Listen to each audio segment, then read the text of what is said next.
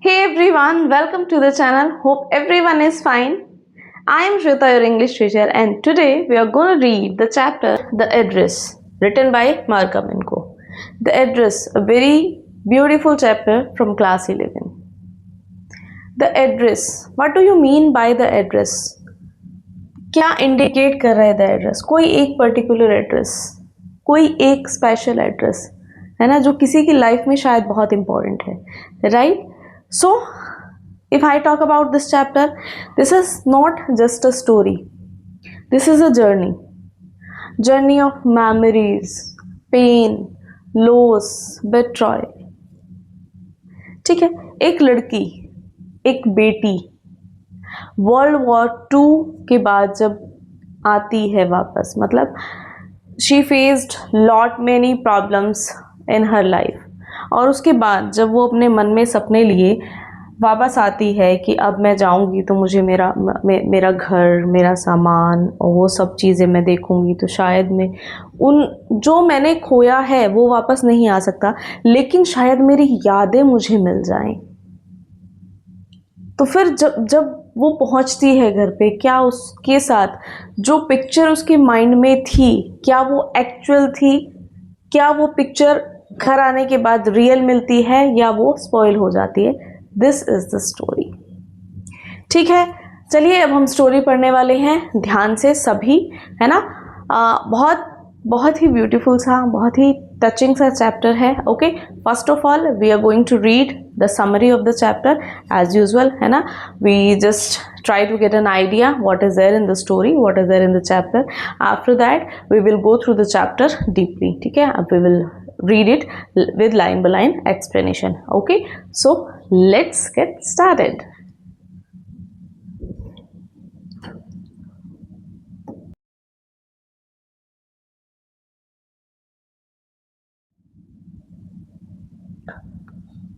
Okay, let's have a quick summary. The Address is a touching story that explores the effects of war, memory, and human indifference. The Address क्या है? Address एक touching story है जो क्या बताता है? Effects of war बताती है, memory and human indifference. What do you mean by human indifference? Every human has a different nature. ठीक है ना, कुछ लोग दूसरों की हेल्प करते हैं, कुछ लोग दूसरों का फ़ायदा उठाते हैं, कुछ लोग इमोशनली फूल होते हैं, कुछ लोग इमोशनली क्लेवर होते हैं, है ना। कुछ हेल्प करके खुश हैं, कुछ दूसरों को परेशान करके खुश हैं। तो हर तरह के लोग हैं दुनिया में, है ना।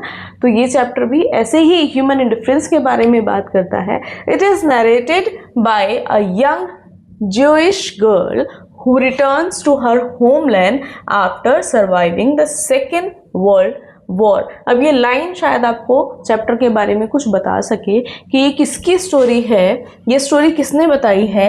एक ज्यूइश गर्ल है, ठीक है। ज्यूज के बारे में सभी जानते होंगे, ठीक है, आई थिंक सभी जानते होंगे। नाजीज के बारे में सभी जानते होंगे, एसएसटी में सबने पढ़ा है, ठीक है। 10th में भी चैप्टर पढ़ा है हमने, from the diary of Anne Frank, है ना। तो जब वो वर्ल्ड वॉर 2 के बाद सरवाइव कर जाती है और अपने घर वापस आती है, ठीक है। अब नाजीज का और ज्यूइश का क्या था ये सबको पता है, ठीक है। अपनी जान बचाने के लिए जो जितने भी ज्यूज थे वो सब वहाँ से निकल के चले गए थे, अपना घर बार, अपना सामान सब छोड़ के वो लोग चले जाते हैं, ठीक है, बिकॉज ऑफ नाजीज, ठीक है। तो कुछ लोग सरवाइव कर जाते हैं, बाद में आते हैं अपने घर, ठीक है। इस तरह से ही कुछ हमारी ये स्टोरी है। ओके, तो ऐसे ही एक गर्ल जो है वो वापस आती है। She wants to recover her family positions that were left with Mrs Darling, an old acquaintance of her mother. वो अपने होमलैंड वापस क्यों आई है? वो अपना जो पोजेशंस है, अपना जो सामान है, अपनी जो बिलोंगिंग्स है, उनको वापस लेने आई है, जो किसके पास रह गई थी? मिसेस डॉर्लिंग के पास रह गई थी। अब मिसेस डॉर्लिंग कौन है? N old acquaintance of her mother.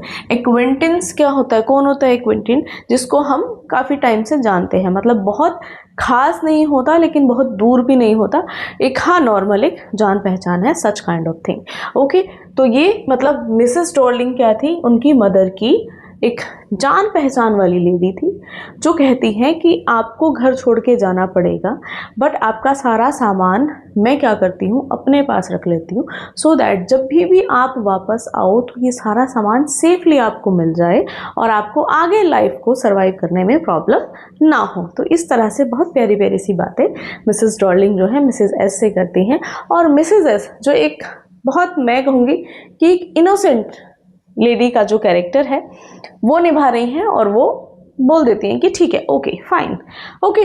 The narrator recalls how during the war Mrs Darling had ordered to keep their household items safe.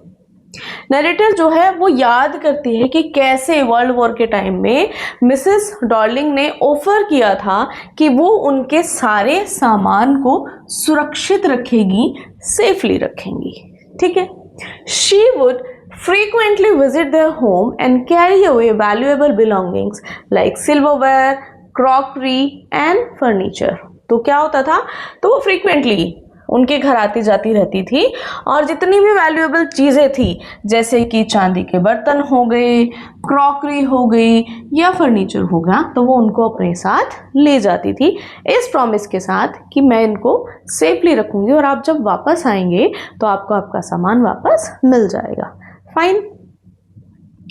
The narrator's mother trusted her, though the narrator had always felt uneasy about Mrs. Darling's cold and practical manner।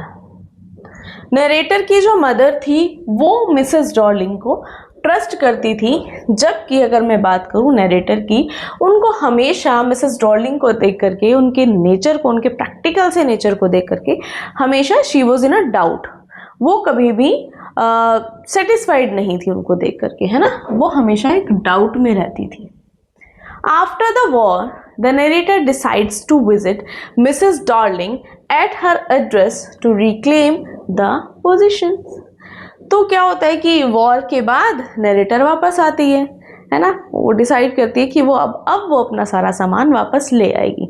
Okay, although her mother is died, उनकी जो mother है उनकी death हो चुकी है, now there is only narrator, ठीक है। वो वापस आती हैं अपना सामान लेने के लिए।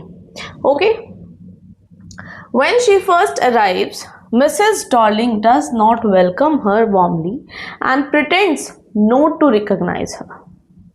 तो जैसे ही वो वापस आती हैं तो मिसेस डॉर्लिंग क्या करती है, बहुत अच्छे से उनका वेलकम नहीं करती हैं और ऐसे प्रिटेंड करती हैं कि जैसे वो उनको जानती ही नहीं है। जब वो लड़की वापस आती है तो Mrs Darling pretends like she doesn't even know her. Okay, the narrator feels uncomfortable but returns later. उस टाइम पे नरेटर को अजीब सा फील होता है कि वो मुझे जानती नहीं है। इट मीन्स ये भी हो सकता है कि शायद मैं गलत एड्रेस पे हूँ, शायद बहुत कुछ चेंज हो गया है तो यहाँ भी ऐसा कुछ हो।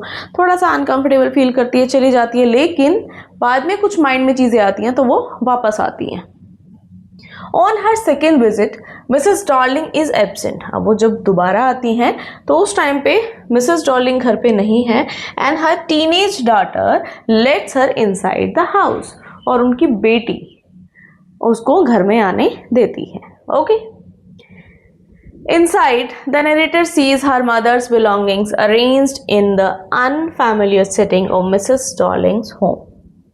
अब जैसे वो अंदर आती है नरेटर, वो देखती हैं कि उनकी मदर का जितना भी सामान है वो बहुत अनफेमिलियर, बहुत पुअर वे में रखा हुआ है, and that all things are being used. वो सारी चीज़ें फुली यूज चल रही हैं। Okay, the sight of these objects, once so familiar and full of memories, now feels strange and alien to her।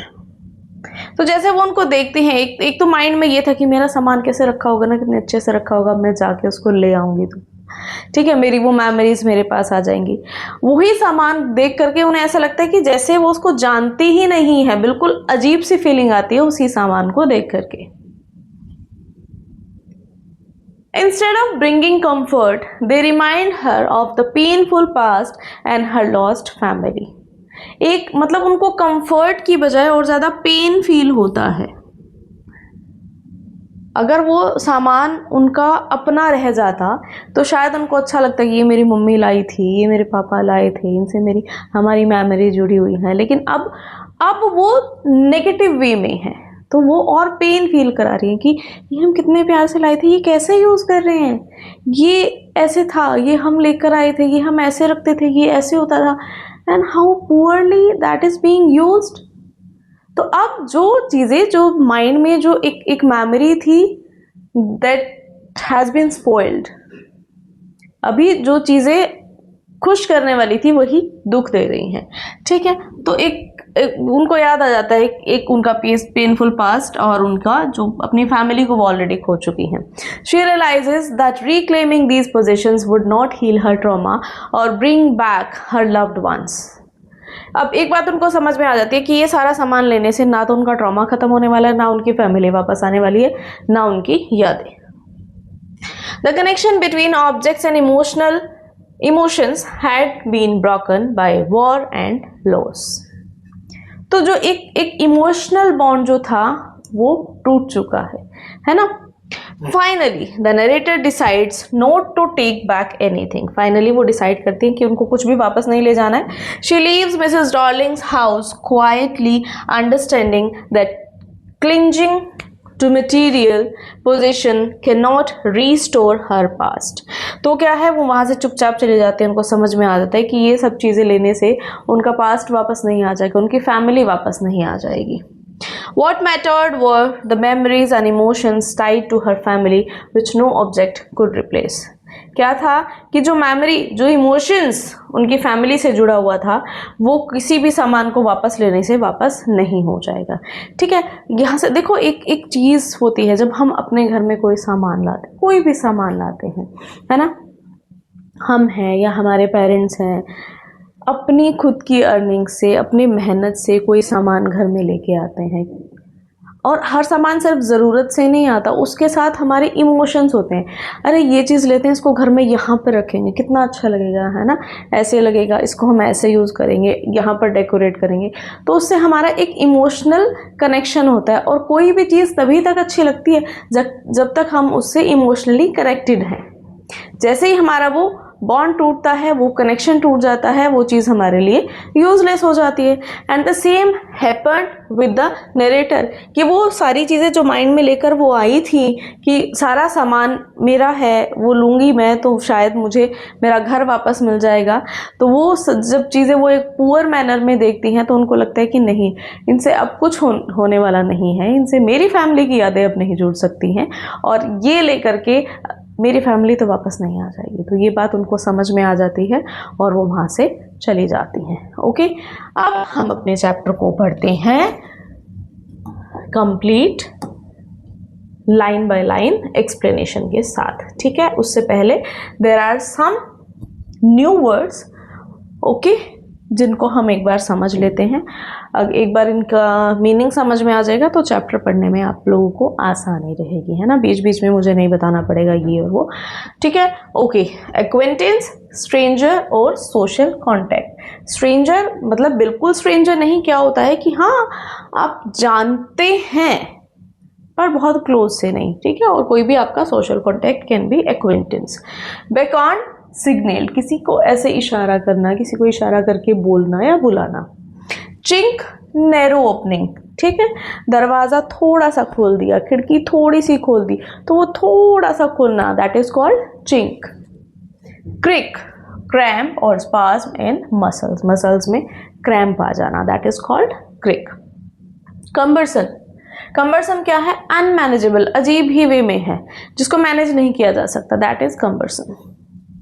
Enamel, an opaque or semi-transparent substance that is type of glass. ये सभी को पता होगा enamel क्या होता है ना। Okay, endured, suffered, सहन करना, बर्दाश्त करना, है ना। Fleetingly, for a very short time, बहुत छोटे टाइम के लिए कोई चीज़ होती है, that is fleeting, जल्दी जल्दी से। Okay, हनुक्का, हनुक्का क्या है, the feast of lights, a Hebrew festival in December, दिसंबर में होने वाला फेस्टिवल है जिसको हम फेस्टिवल ऑफ लाइट्स भी कहते हैं। ठीक है, feast of lights, sorry. Jam, side post of window, fireplace और डोरवे, दरवाजे की साइड वाली जगह जिसको हम चौखट भी कहते हैं। Okay, jingling, ringing, liberation, liberty और फ्रीइंग, आज़ादी। Logging, carry a heavy object with great effort, बहुत एफर्ट से किसी चीज़ को, बहुत भारी सामान को उठाना। मिडिस्ट, मिडल। मगी, ह्यूमिड। मस्टी, स्टेल, बासी। Pewter plate, plate made of grey alloy of tin, ठीक है, टीन की, ग्रे अलॉय टीन की प्लेट जिसको हम प्यूटर प्लेट कहते हैं।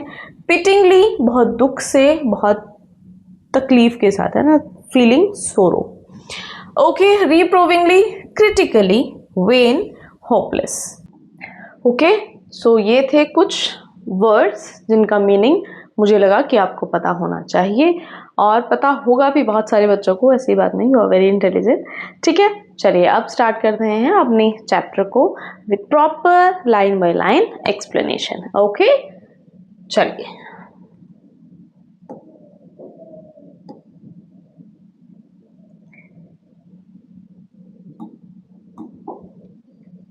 This short story is a poignant account of a daughter who goes in search of her mother's belonging after the war in Holland.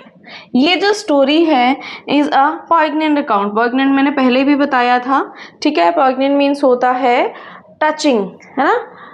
Account of a daughter, एक बेटी के बारे में है जो अपनी मदर की बिलोंगिंग्स के सर्च में जाती है वर्ल्ड वॉर के बाद। हॉलैंड में वर्ल्ड वॉर के बाद वो जो वापस आती है अपने सामान को लेने के लिए। When she finds them the objects evoke memories of her earlier life. जैसे वो सारा सामान उनके सामने आता है, जो पुराने टाइम की जो मेमोरी है एकदम से वो जाग उठती हैं। However she decides to leave them all behind and resolves to move on. लेकिन वो डिसाइड करती हैं कि ये सारी चीज़ें वो अपने साथ नहीं ले जाएंगी and she'll move on in her life. Okay, चलिए। Do you still know me, I asked.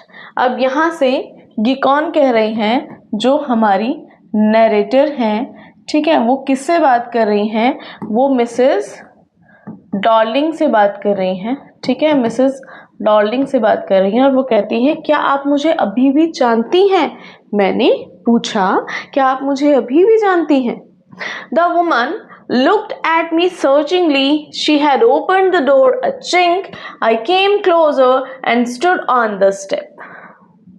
उस लेडी ने मुझे सर्चिंगली होता मतलब ऐसे देखना, एक अजीब वे में ऊपर से नीचे तक, है ना। तो वो लेडी ने मुझे ऐसे एक अजीब वे में देखा, तो मुझे लगा शायद वो मुझे नहीं पहचान पा रही, तो मैं थोड़ा सा और आगे आ गई, एक स्टेप और आगे, थोड़ा सा क्लोज होकर के मैं खड़ी हो जाती हूँ।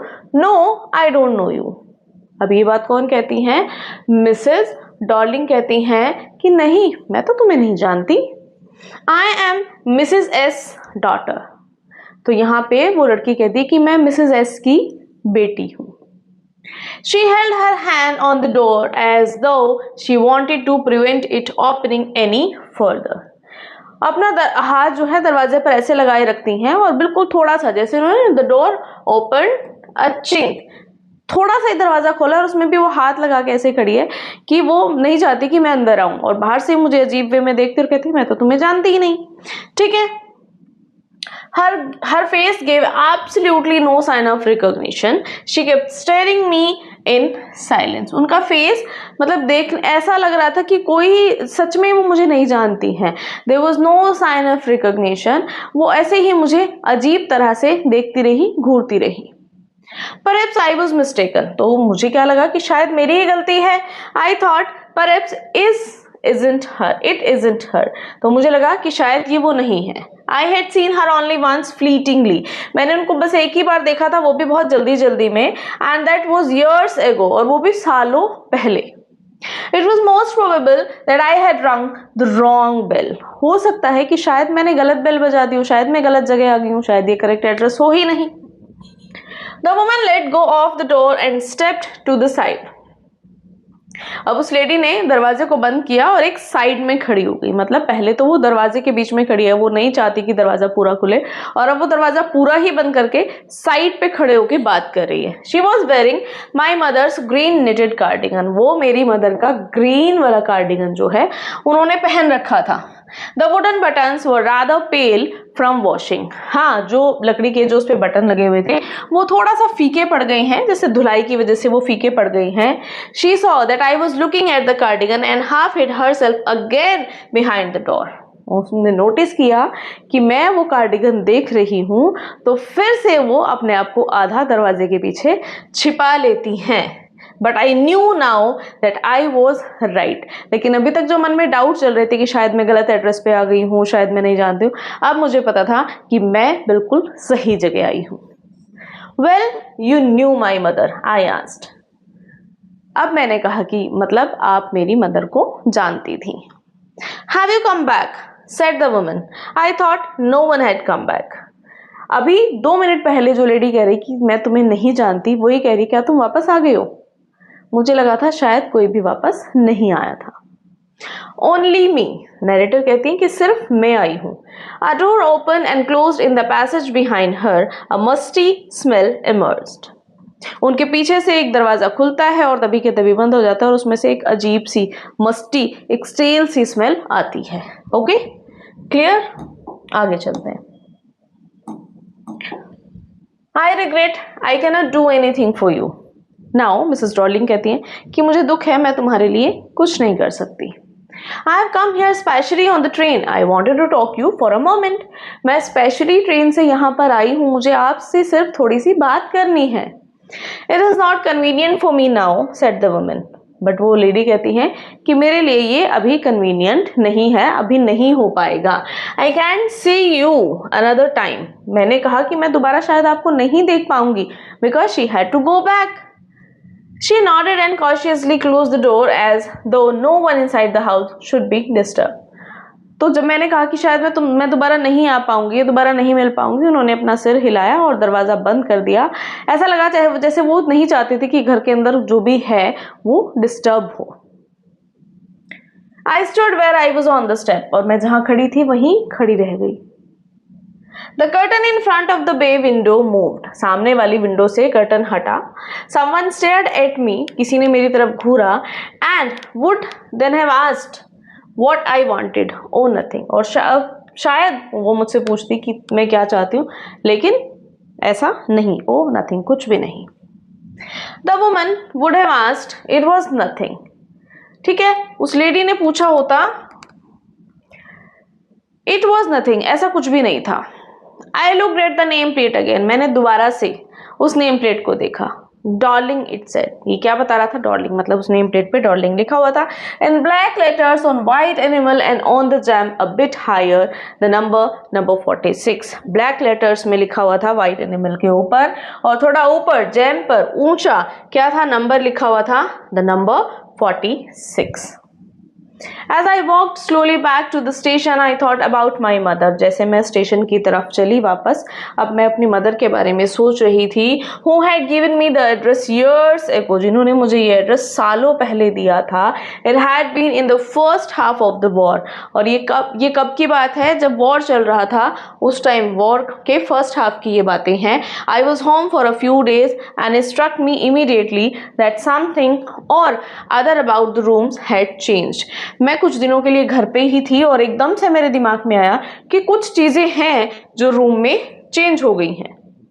I missed various things. बहुत सारी चीजें मैंने देखी जो रूम में नहीं थी. I missed them. My mother was surprise. I should have noticed so quickly. मेरी मदर सरप्राइज थी कि मैं बहुत जल्दी मैंने वो देख लिया, नोटिस किया. Then She told me about Mrs. Dorling. तब उन्होंने मुझे मिसेस डॉर्लिंग के बारे में बताया. I had never heard of her, but apparently she was an all acquaintance of my mother. मैंने कभी उनके बारे में नहीं सुना था, लेकिन वो कौन थी? वो मेरी मदर की एक पुरानी जान पहचान वाली लेडी थी. Whom she hadn't seen for years. जिनको उन्होंने सालों से नहीं देखा था. She had suddenly turned up and renewed their contact. Suddenly वो वापस आ गई थी और अपने सारे कॉन्टैक्ट रिन्यू कर लिए थे. And since then she had come regularly. और तब से वो रेगुलरली हमारे घर आती रहती थी. मतलब एक लेडी जिसका सालों से आना जाना नहीं है, फिर सडनली वो प्रकट हो जाती है दोबारा से, और फिर घर पे खूब फ्रीक्वेंटली आना जाना लगा रहता है. Every time she leaves here she takes something home with her. जितनी बार भी वो यहाँ से जाती, उतनी बार अपने साथ कुछ ना कुछ सामान ले जाती. सेड माई मदर, ये किसने कहा है? मेरी मदर ने। जितनी बार भी वो यहाँ से जाती है उतनी बार अपने साथ कुछ ना कुछ सामान वो ले जाती है। She took all the table silver in one go, table पे मतलब जितने भी जो सिल्वरवेयर थे एक बार में वो ले गई। And then the antique plates, और फिर वो एंटिक प्लेट्स जो वहां पर टंगी हुई थी, that hung there. She had trouble lugging those large vases and I am worried she got a crick in her bag from the crockery। ठीक है, और मतलब इतने परेशानी से इतना भारी सामान वो लेके गई हैं, बड़े बड़े वेसेस लेके गई हैं, और मुझे चिंता होती है कि वो अपनी बैग में, उनकी बैग में है, क्रैम्प ना आ जाए, इतना भारी भारी सामान वो उठा करके ले जा रही हैं।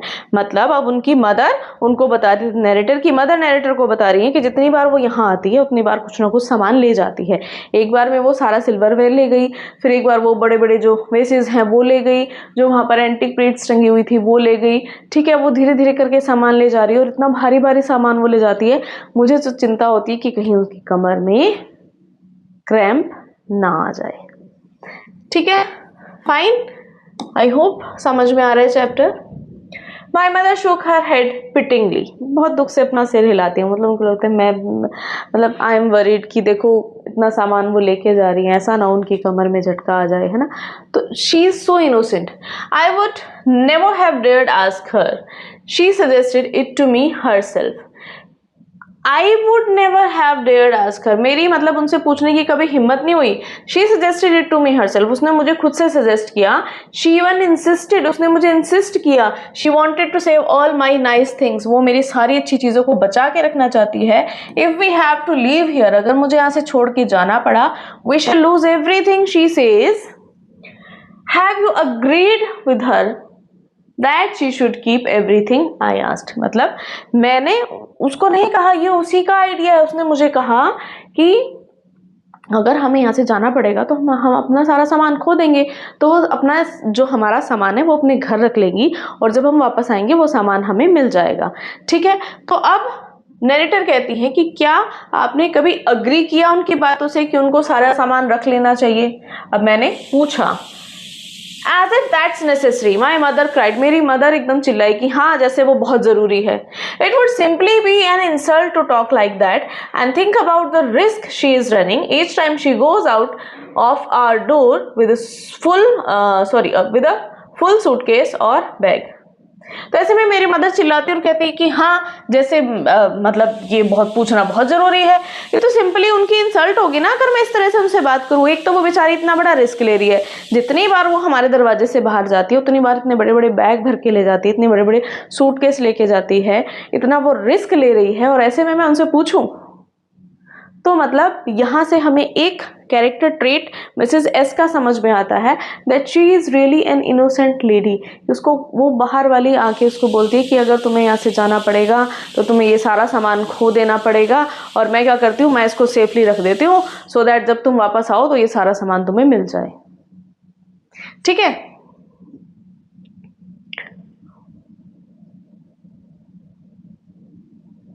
ओके।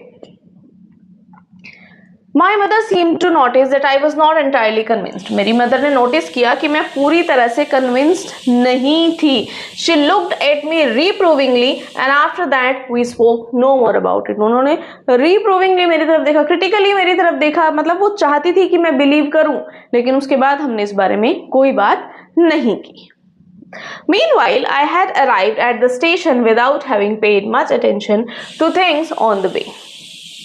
इसी बीच मैं कहाँ पहुंच गई थी, मैं स्टेशन पहुंच गई थी बिना ध्यान दिए आसपास की चीजों की तरफ। रास्ते में जितनी भी चीजें आई उनकी तरफ बिना ध्यान दिए मैं कहाँ पहुंच गई थी, स्टेशन पे पहुंच गई थी। ओके, मतलब अभी तक क्या है, अभी तक जो नरेटर है वहां पर जो वो लेडी कहती है कि मैं तुम्हारे लिए कुछ नहीं कर सकती, ऐसा कह के वो दरवाजा बंद कर लेती है, तो वहां से लेके स्टेशन तक नरेटर जो है वो इन सब चीजों को सोचती आ रही है, अपनी मदर के साथ जो उनका कन्वर्सेशन था उस टाइम का उसको सोचती हुई आ रही है।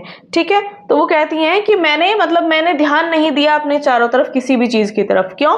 आई was walking in familiar places again for the first time since the war, but I didn't want to go further than was necessary.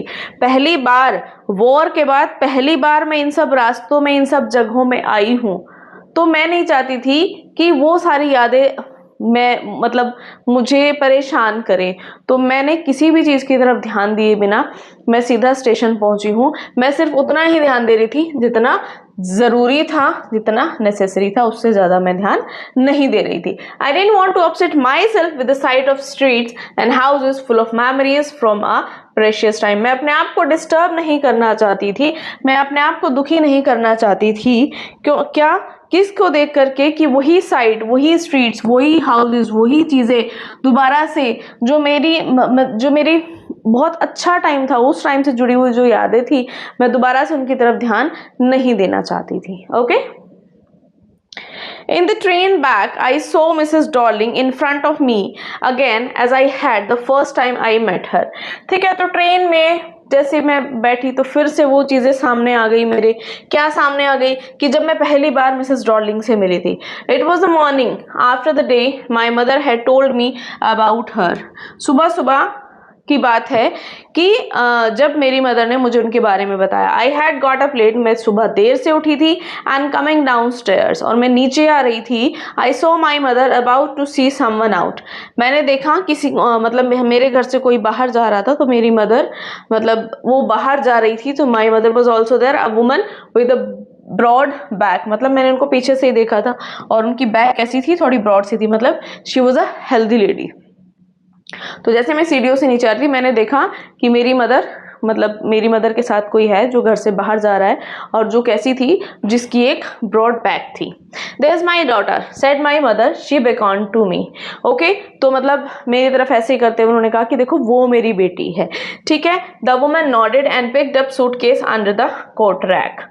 तो उन्होंने हाँ ऐसे करके सिर हिलाया और सूटकेस उठाया। कैसे? अंडर द कोट रैक, ऐसे उसमें लिया सूटकेस को। She wore a brown coat and a shapeless hat.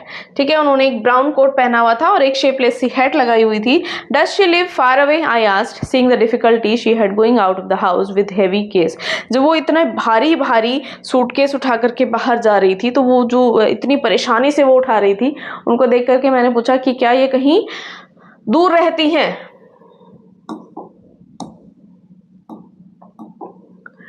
In Marconi Street, said my mother, number 46, remember that. अब ये वो टाइम था जिस टाइम पे नरेटर को उनकी मदर ने वो एड्रेस दिया था। मार्कोनी स्ट्रीट नंबर 46, इस एड्रेस को याद रखना। I had remembered it, और मैंने इसको याद रखा था। But I had waited a long time to go there, लेकिन मैंने बहुत लंबे टाइम तक वेट किया वहाँ जाने के लिए। Initially, after the liberation, I was absolutely not interested in all that stored stuff, and naturally, I was also rather afraid of it. शुरू में तो जैसे ही मतलब लिबरेशन के बाद शुरू में तो ऐसा था कि मैं बिल्कुल भी वहाँ जाने के लिए विलिंग ही नहीं थी। I was not even interested कि वो सारा जो स्टफ है वहाँ पर उसको मैं देखूँ या मैं लेकर आऊँ, और नेचुरली मैं डरी हुई भी थी। इतना सब कुछ जब अपनी आंखों के सामने होता है, आप अपना बसा बसाया घर छोड़ के चले जाते हो, कहीं छिप छिपा के रह रहे हो, अपनी ज़िंदगी कहीं ऐसे तैसे बिता रहे हो, फिर आपके सामने आपकी पूरी फैमिली ख़त्म हो जाती है।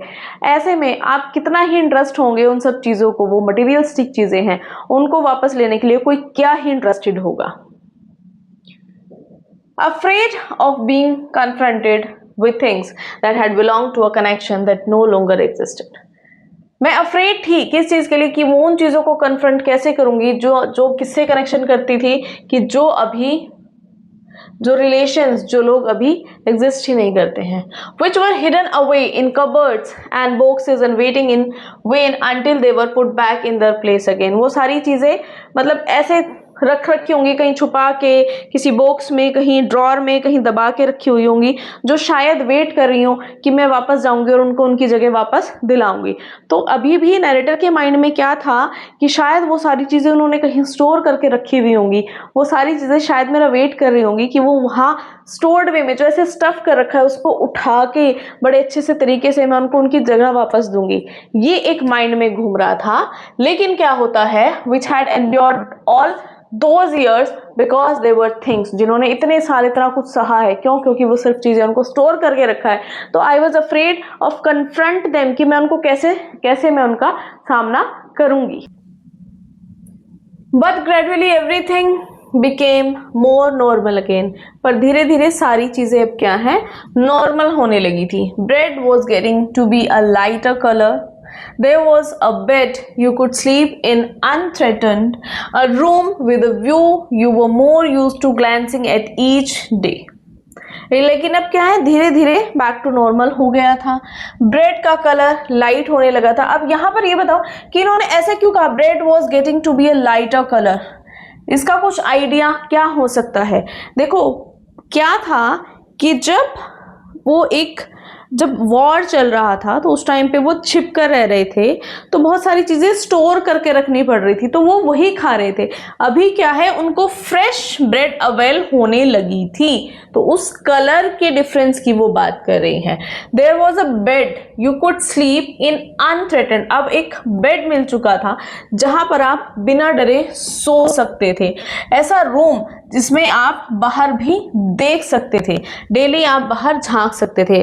मतलब एक ऐसी लाइफ कि आप कुछ नहीं देख रहे हो, आप मतलब बंकर में जैसे रहते हैं ऐसे छिपके रह रहे हो, कई कई दिनों का बासी खाना खा रहे हो, स्टोर्ड फूड ले रहे हो, सिर्फ अपने मतलब सिर्फ सरवाइव करने के लिए. और जब सब चीज़ें नॉर्मल हुई तब क्या हुआ, तब वो फैमिली ही नहीं रही. तो कितना कुछ सफ़र किया है इस लड़की ने, है ना. तो एक दिन क्या हुआ, I noticed, I was curious about all the position that must still be that at address.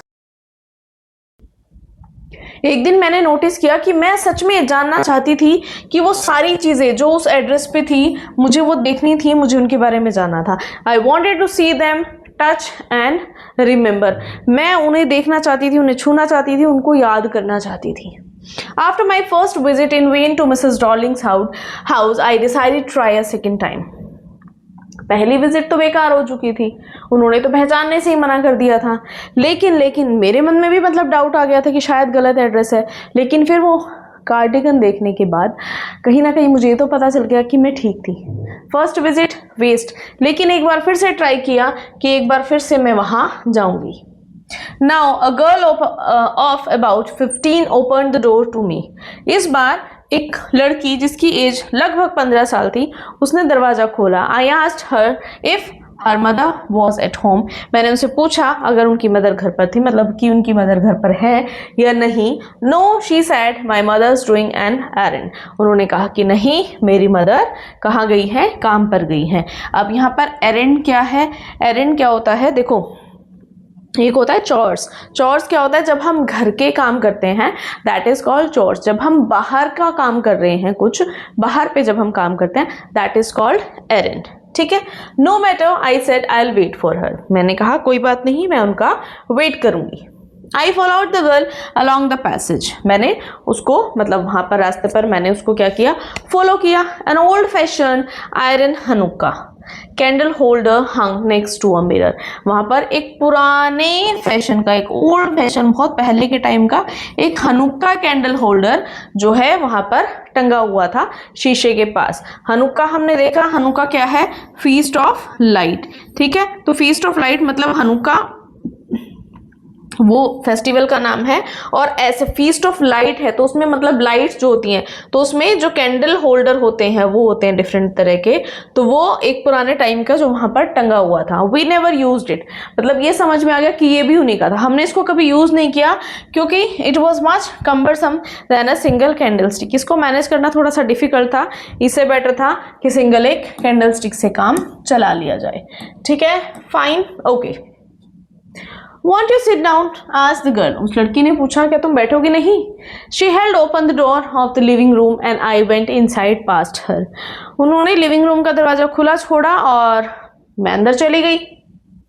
I stopped horrified. मैं रुक गई, मैं डर गई. मैंने देखा, मैं हैरान रह गई. I was in a room I knew and did not know. मैं एक ऐसे रूम में थी जिसको मैं जानती थी लेकिन नहीं जानती थी. I found myself in the midst of things I didn't want to see again, but which oppressed me in the strange atmosphere. मैंने अपने आप को उन सब चीज़ों के बीच में पाया जो चीज़ें शायद मैं दोबारा देखना नहीं चाहती थी, है ना, लेकिन वो मुझे ऑप्रेस कर रही थी क्योंकि वो एक स्ट्रेंज एटमोसफेयर में एक अजीब वे में रखी हुई थी. ऑप्रेस क्या होता है ऑप्रेस? किसी को बहुत पीड़ा देना, बहुत अत्याचार करना किसी पे, किसी को बहुत परेशान कर देना। और because of the tasteless way everything was arranged, because of the ugly furniture or the muggy smell that hung there, I don't know, but I scarcely dared to look around me. और क्योंकि एक tasteless manner में सब कुछ रखा हुआ था, सब कुछ, और वो गंदा सा फर्नीचर, बहुत अजीब सी स्मेल वहां पर, पता नहीं कैसी स्मेल थी, मुझे नहीं पता, लेकिन मेरी हिम्मत ही नहीं हो रही थी कि मैं आंख उठा के उन चीजों की तरफ देख पाऊं। The girl moved a chair, उस लड़की ने एक चेयर को मूव किया। I sat down and stared at the woolen table cloth. मैं बैठ गई और मैंने एक वुलन टेबल क्लॉथ को वहाँ देखा। स्टेयर क्या होता है? बहुत देर तक देखते रहना, ठीक है, उस चीज़ को। I rubbed it, मैंने इसको रब किया। My fingers grew warm from rubbing, मेरी उंगलियां गर्म हो गई रब करने से। मतलब वो टेबल क्लॉथ आप सोच सकते हो इतना पुराना है, लेकिन आज भी अगर उसको रब करके fingers are getting warm, it means that was made up of a very good quality, है ना, तो बहुत अच्छी क्वालिटी से वो बना हुआ था। it means I followed the lines of the pattern, मैंने उस पैटर्न की लाइंस को फॉलो किया। somewhere on the edge there should be a burn mark that had never been repaired, कहीं ना कहीं किसी किनारे पे एक छोटा सा निशान होना चाहिए जले हुए का, जो कभी रिपेयर नहीं हुआ था। My mother will be back soon, said the girl. I've already made tea for her. Will you have a cup? उस लड़की ने मुझसे कहा कि मेरी मदर जल्दी ही वापस आने वाली है, मैंने उनके लिए ऑलरेडी चाय बना दी है, क्या आप एक कप लेंगी? Thank you. नरेटर ने क्या कहा? धन्यवाद, है ना। ये ना सब कुछ देख के मेरा मन भर गया, भाई अब चाय क्या ही पी जाएगी, है ना। आई लुक्ड अप, मैंने ऊपर देखा। The girl puts cup ready on the tea table, cup ready किए उन्होंने टी टेबल पे। She had a broad bag, उसकी भी एक ब्रॉड बैग है, जस्ट लाइक हर मदर, उनकी मदर की तरह उस लड़की की भी एक अच्छी ब्रॉड बैग है। She bought tea from a white pot, एक वाइट पोट से उन्होंने टी डाली कप्स में। All it had was a gold border on the lid, और इसमें क्या था, एक इसके ढक्कन पे एक गोल्डन कलर का बॉर्डर था। आई रिमेंबर्ड, मुझे याद आया, मतलब मुझे याद था। She opened a box and took some spoons out. उसने एक बॉक्स खोला और उसमें से कुछ स्पून्स निकाली। That's a nice box. बहुत अच्छा बॉक्स है। I heard my own voice. मैंने अपनी ही आवाज़ सुनी, मतलब वो बॉक्स देख करके मैंने बोला कि बहुत अच्छा बॉक्स है। It was a strange voice. ये एक अजीब आवाज़ थी। As though each sound was different in this room. एक अजीब आवाज़ थी, मुझे मेरी आवाज़ अजीब लगी। ऐसा लग रहा था जैसे यहाँ पर इस रूम में सब कुछ ही अलग ही है, weird manner में। Oh, you know about them. Oh, तुम्हें इनके बारे में पता है?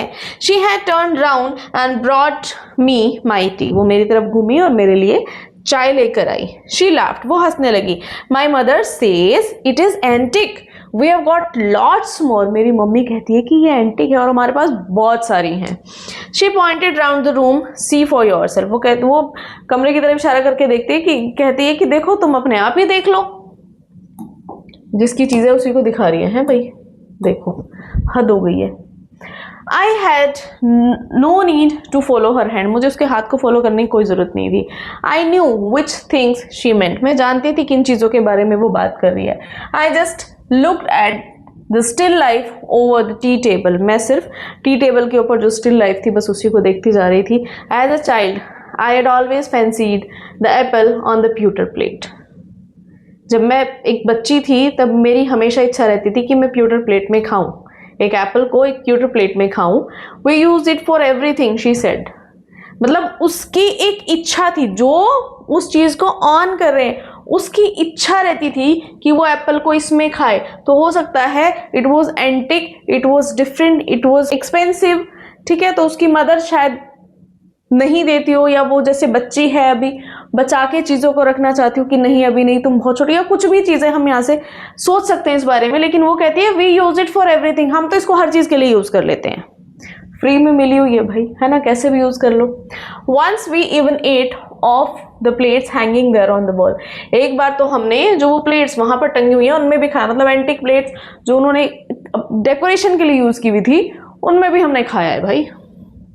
I wanted to so much, but it wasn't anything special. यहाँ पर भी कुछ भी अब स्पेशल नहीं था। I had found the burn mark on the tablecloth. The girl looked questioningly at me. मुझे वो जला हुआ निशान और टेबल क्लॉथ पर मिल जाता है और वो लड़की मुझे ऐसे मतलब हैरानी से देख रही थी मेरी तरफ. Yes, I said, you get so used to touching all these lovely things in the house, you hardly look at them anymore. हाँ, इन सब चीज़ों की जिनकी तुम्हें आदत पड़ गई है डेली डेली, जिन्हें तुम टच करती हो, आप शायद ज़्यादा इनको नहीं देख पाओगी. You only notice when something is missing because it has to be repaired or because you have lent it, for example. ठीक है, तुम कब नोटिस करती हो चीजें? जब मिसिंग हो जाते हैं. ठीक है, क्यों? या तो इनको रिपेयर करना या फिर तुमने ये किसी को दे दी हो. फॉर एग्जाम्पल मतलब एक तंज वो यहाँ पर कस रही है कि किसी को दे दी हो. Again I heard the unnatural sound of my voice and I went on. अब मैंने खुद अपनी ही आवाज़ एक अजीब वे में सुनी और इस बार मैं कहती गई. I remember my mother once asked me if I would help her polish the silver. मुझे याद है मेरी मदर ने एक दिन मुझसे पूछा था कि अगर मैं उनकी मैं उनकी हेल्प कर पाऊँ वो सिल्वर जो था उसको पॉलिश करने में. It was a very long time ago, बहुत पहले की बात है. And I was probably bored that day और perhaps I had to stay at home because I was ill. बहुत पहले की बात है और मैं शायद घर में या तो बोर हो रही थी या फिर मैं घर पे थी क्योंकि मैं बीमार थी. As she had never asked me before, क्योंकि ऐसे पहले उन्होंने मुझसे कभी नहीं पूछा था. I asked her which silver she meant and she replied surprised that it was the spoons, forks and knives of course.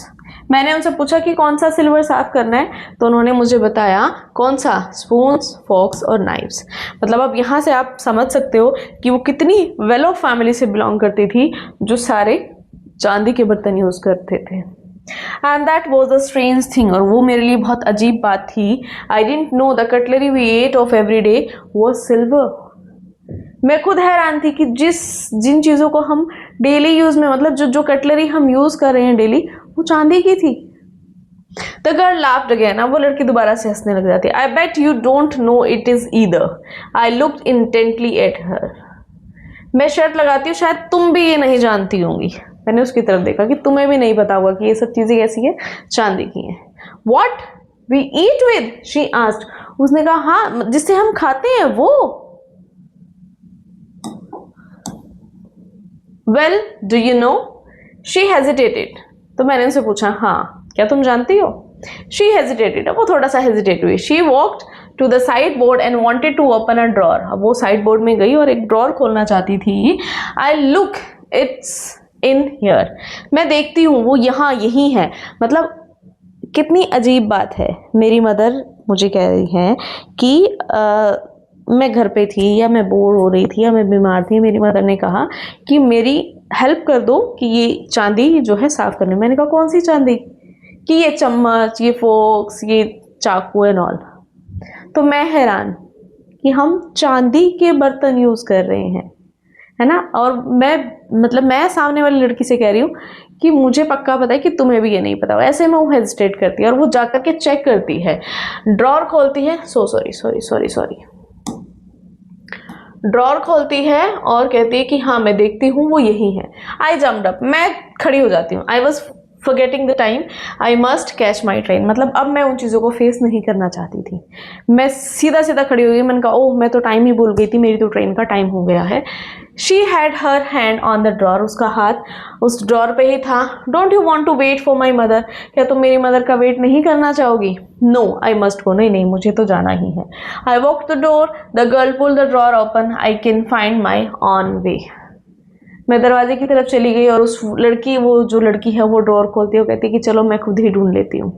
As I walked down the passage, I heard the jingling of spoons and forks. जैसे मैं रास्ते से जा रही थी, घर से बाहर मैं जा रही थी, जब वो जो एक पैसेज उसको कहते हैं जो रास्ता होता है, लाइक एक नैरो सा जो वे होता है, ठीक है, मैं वहाँ से जा रही थी दरवाजे की तरफ. तो मैं किसकी आवाज़ सुन रही थी? वो स्पून्स और फोक्स की जो जिंगलिंग साउंड था वो मुझे सुनाई दे रहा था. At the corner of the road I looked up at the name plate.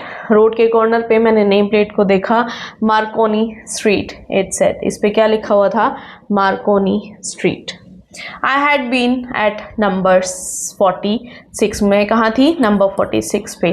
The address was correct, address बिल्कुल ठीक था, but now I dent want to remember it any more, लेकिन अब मैं इसको और याद रखना नहीं चाहती थी। I wouldn't go back there, मैं वहाँ वापस नहीं जाना चाहती थी, because the objects that are linked in your memory with the familiar life of former times instantly lose their value। लेकिन मैं वहाँ अब जाना नहीं चाहती थी, क्यों? क्योंकि जो ऑब्जेक्ट्स जो आपकी मेमोरी से जुड़े हुए हों, जो आपकी लाइफ से जुड़े हुए हों, अब सडनली उन्होंने अपनी वैल्यू खो दी थी। When severed from them you see them again in strange surroundings, अपनी वैल्यू वो खो देते हैं जब आप उनको दोबारा से इतनी बुरी हालत में, इतने पुअर वे में उनको देखते हैं। And what should I have done with them in a small rented room? और मुझे करना ही क्या था उनका, एक छोटे से रेंटेड रूम में मैं रहती थी।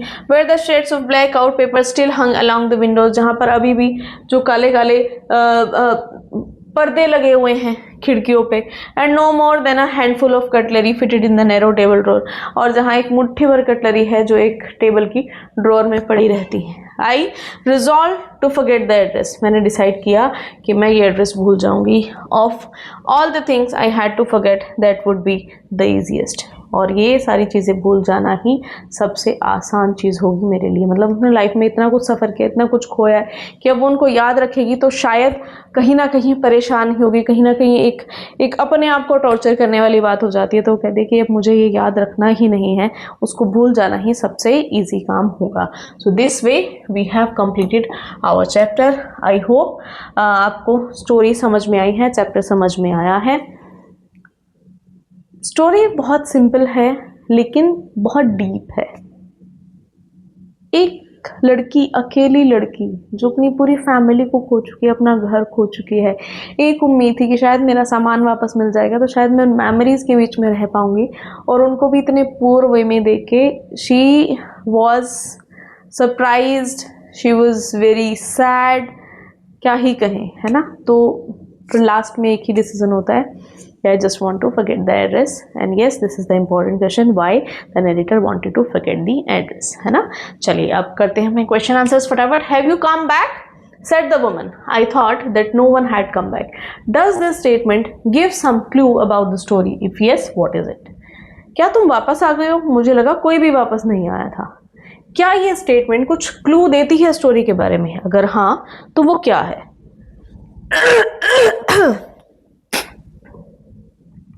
The quoted statement gives us a clue about the story. हाँ, कुछ तो क्लू देती है। क्या क्लू देती है? It means that the two families were acquaintances who knew each other and stayed nearby. दो families जो एक दूसरे को जानती थी और एक दूसरे के आसपास ही रहती थी।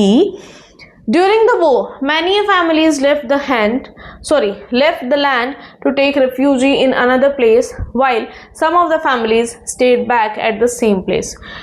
वॉर के टाइम पे कुछ फैमिलीज़ को वहाँ से जाना पड़ा, कहीं रिफ्यूजीज एज अ रिफ्यूजी रहना पड़ा, कहीं और किसी और जगह पर रहना पड़ा, है ना। लेकिन कुछ फैमिली वहीं पर ठीक ठाक अपनी जगह पर रही। Mrs Darling thought that the family of Mrs. S died during the war.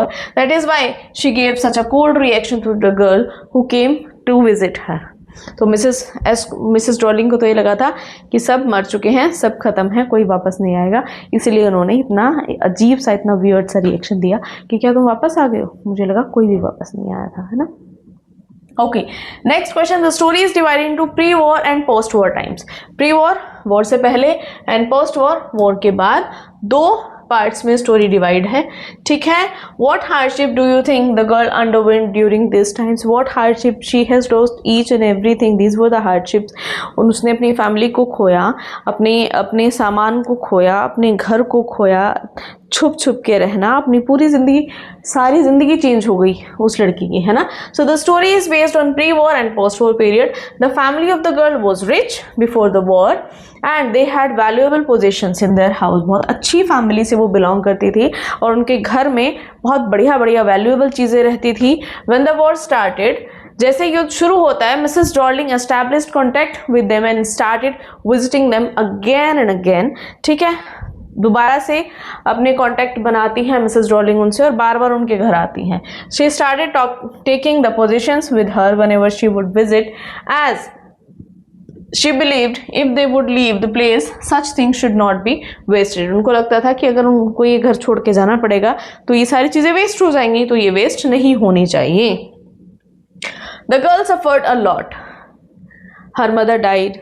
She had to live in a rented place. She found it really difficult to go back to the place where her childhood was spent and she wanted her belongings back. उन्होंने अपनी mother को खोया, अपना घर खोया, एक rented place में रहती हैं, है ना. वो सारी चीज़ों को देखना भी बहुत मुश्किल था, बड़ी मुश्किल से वो वहाँ वापस पहुँच पाई थी, अपनी बिलोंगिंग्स को वापस लेना चाहती थी. लेकिन जब वो वहाँ जाती हैं, when she went to meet Mrs. Darling, she noticed how the things were arranged in a tasteless manner. She could no longer connect to them and she lost her interest in them and partly she was afraid. The girl finally decided to leave the house and forget the address. Finally उन्होंने क्या सोचा कि मैं ये address भूल जाऊंगी, मैं यहाँ वापस नहीं आऊंगी. Fine.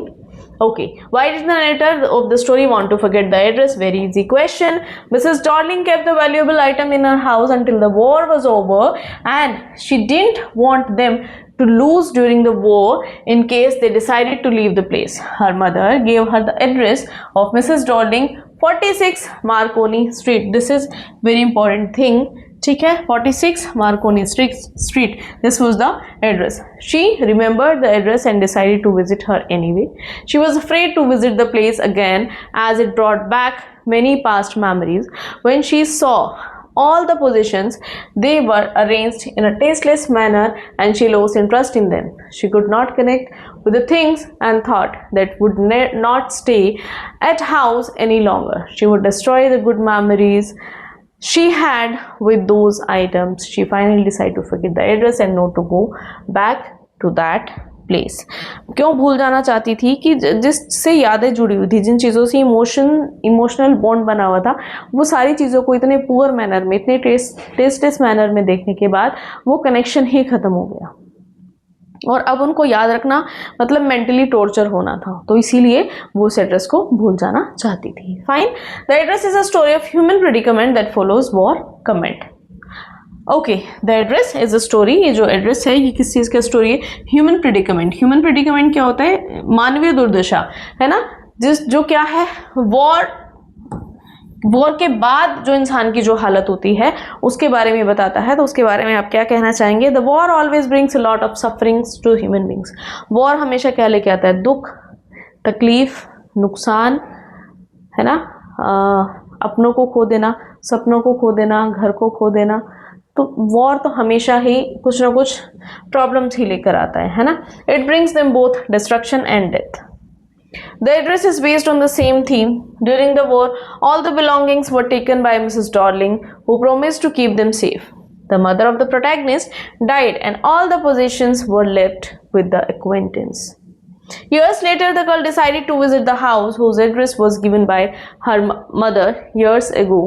The woman showed no sympathy to her and took time to even recognize her. She thought everyone in her family had died. The girl wanted to take back her belongings. She didn't allow the girl to enter the house. She seemed like a woman who didn't have any human emotions. So the war leaves the world desolated and it cannot be healed. मतलब अब यहाँ पर तो सिर्फ एक ही example है. ऐसा पता नहीं कितनों के साथ हुआ होगा, कितनों के साथ होता होगा कि अपना घर बार सब छोड़ के चले गए, है ना. और मिसेस डॉर्लिंग जैसे लोग आकर के कहते हैं कि आप चिंता मत कीजिए, हम ध्यान रखेंगे, आप वापस आइएगा, आपको सामान ऐसा कैसा मिलेगा. और जब वापस आते हैं तो लोग पहचानने से भी मना कर देते हैं, है ना. कितना मटीरियलिस्टिक वर्ल्ड है ये. तो ऐसे में तो एक इंसान कैसे बदल जाता है कंडीशन के साथ, वो भी हम इस चैप्टर में देख रहे हैं. ठीक है. और कैसे जो वॉर है वो लाइफ में डिस्ट्रक्शन और प्रॉब्लम्स लेके आता है, वो हमने इस चैप्टर में पढ़ा. Fine. Now it's time to read the long questions. Provide a brief character sketch of Mrs. Darling, which is an important character of the story. Mrs. Darling, क्या कह सकते हैं Mrs. Darling के बारे में? Selfish, clever, है ना, चलिए, Mrs Darling is a selfish, cunning and opportunistic women.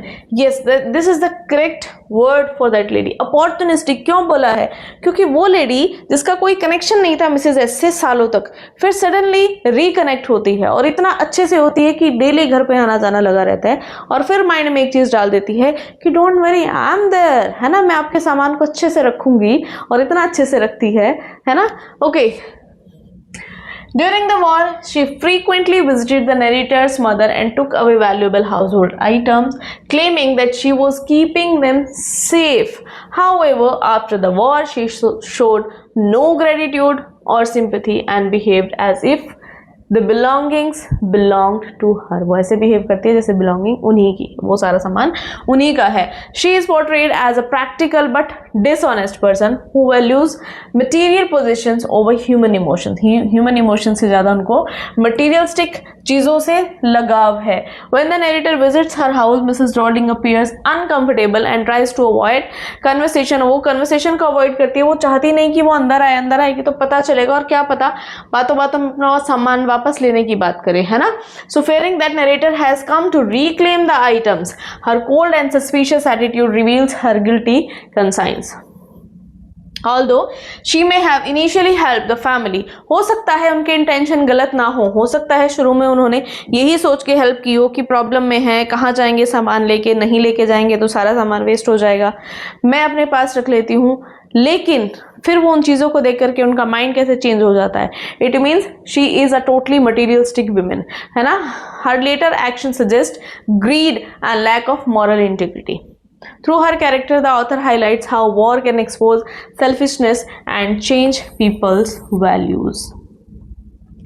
Okay, so Mrs. Darling is a greedy, secretive, and insensitive woman whose attachment to material possessions contrasts sharply with narrator's emotional memories of her family. Clear?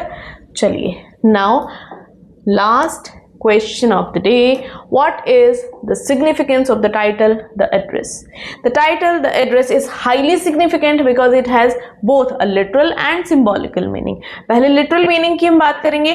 The address refers to Mrs. Darling's house where the narrator's mother had sent many of her valuable belongings during the war of safekeeping. After the war, the narrator visits this address to recover them. Okay, symbolic meaning क्या कहता है कि the address represents the narrator's painful memories of the past. Instead of providing comfort or a link to her lost family, it reminds her of war, betrayal, and loss.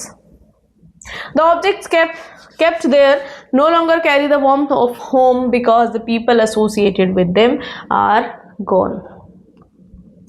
Theme of moving on. By the end of the story, the narrator decides not to return the address or reclaim the possession. This shows that memories and relationship are more valuable than material things, and that healing comes from letting go of the past.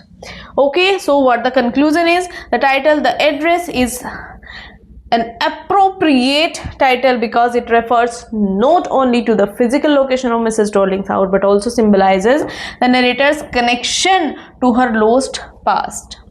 It highlights the theme of memory loss, displacement, and realization that material possessions cannot replace loved ones. Okay, so this was the chapter. I hope you enjoyed the chapter. I hope सभी को समझ में आया हो. अगर किसी को अभी भी कोई डाउट है, so please let me know through your comments. आपके comments अच्छे लगते हैं मुझे, मोटिवेशन मिलता है आपके comments पढ़ के. ठीक है ना, तो कमेंट कर दिया करो कि मैम अच्छा है या मैम अच्छा नहीं है, या यहाँ पर ये कमी है ना, या मैम ऐसे पढ़ा दो, या मैम ये चीज़ें बता दो. अच्छा लगता है, कमेंट किया करो. वीडियो अच्छी लगे तो लाइक करना, अपने दोस्तों के साथ शेयर करना, सो दैट उनकी भी हेल्प कर दो. खुद ही सारे नंबर लेने हैं, वो भी ले लेंगे, है ना. एंड अब तक चैनल सब्सक्राइब नहीं किया है तो उसको सब्सक्राइब भी कर दो. Okay, so thank you. Stay happy, stay blessed.